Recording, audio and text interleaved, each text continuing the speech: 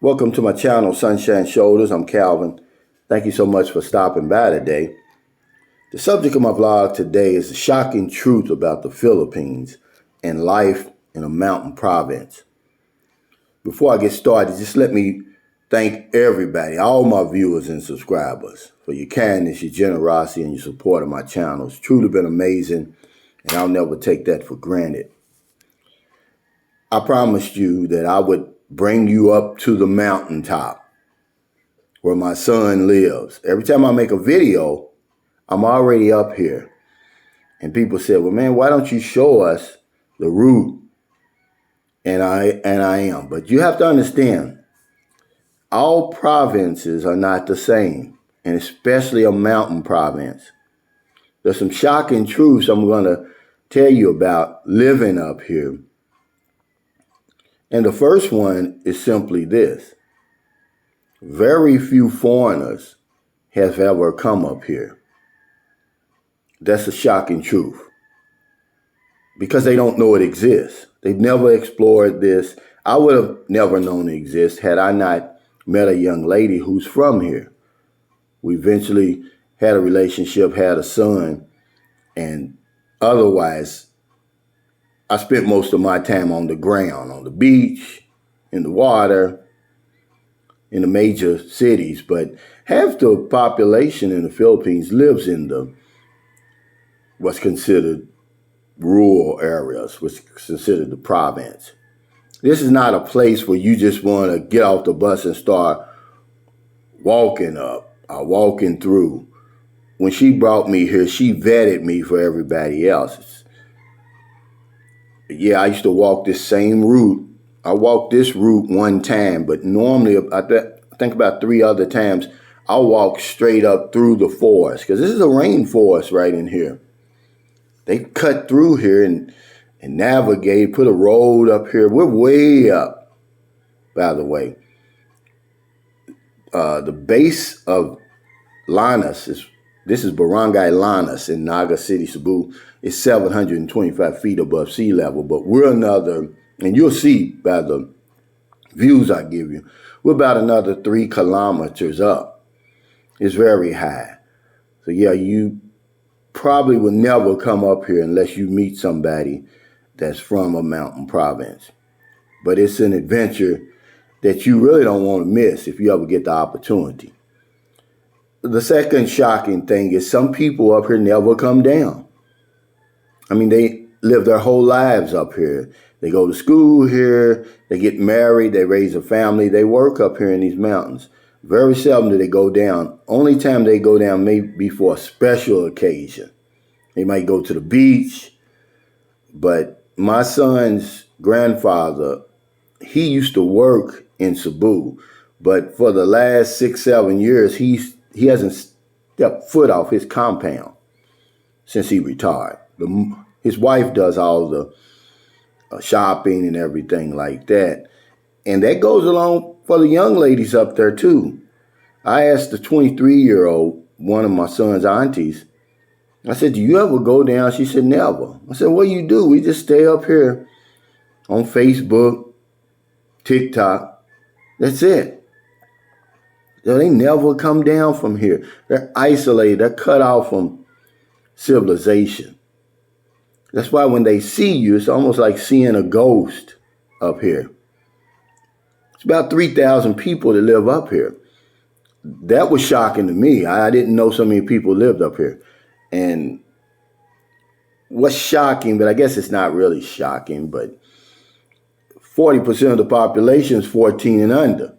And I guess you could figure that out. It's not a whole lot to do up here but that, especially when the lights go out.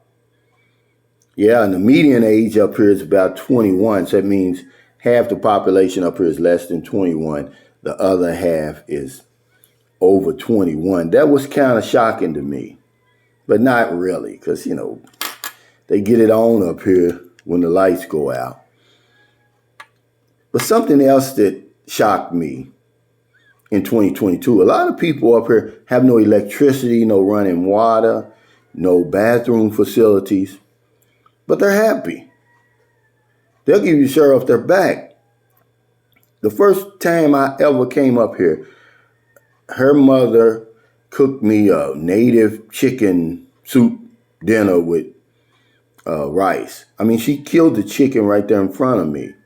And the first time I tasted it, I really didn't like it. It was kind of tough. But as you get used to it, it's really good.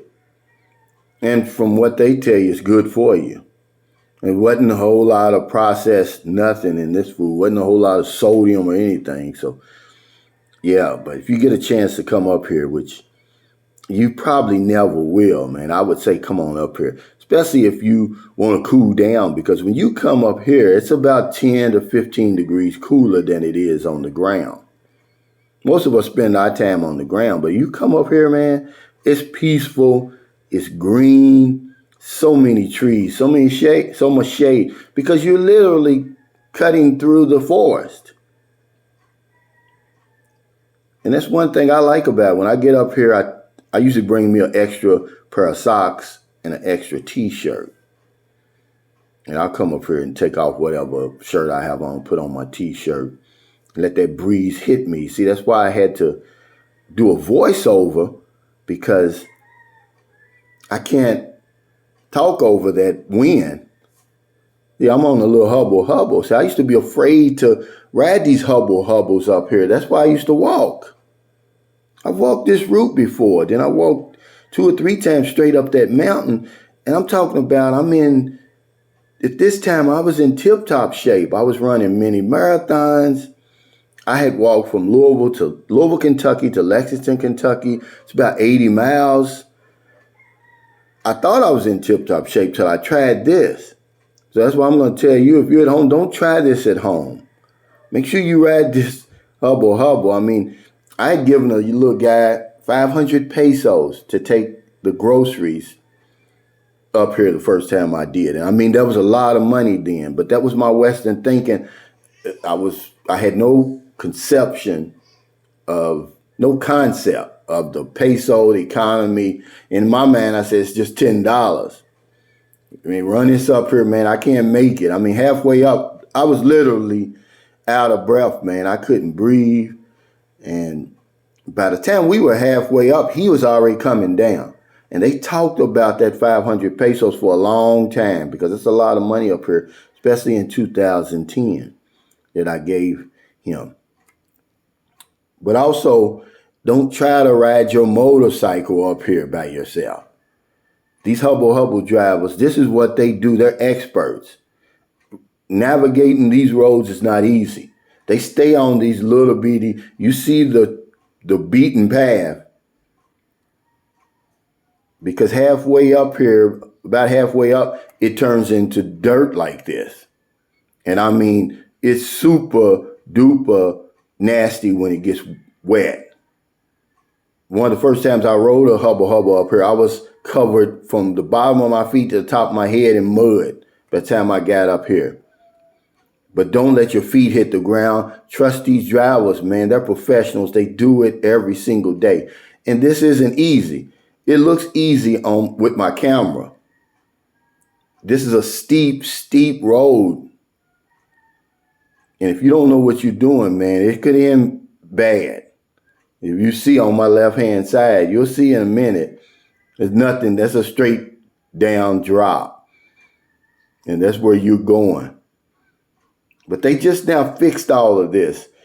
It used to be just this little trail that they would stay on. But they've widened it. They haven't put in the concrete, but it looks like they're going to do that.